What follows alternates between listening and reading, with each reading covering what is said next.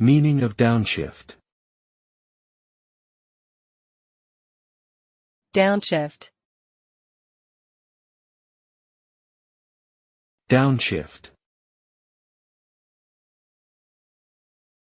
Downshift. Downshift.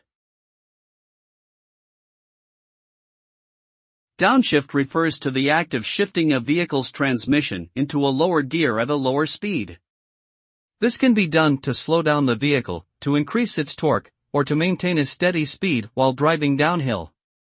When downshifting, the engine speed increases and the vehicle's brakes are used less, which can help to reduce wear and tear on the braking system.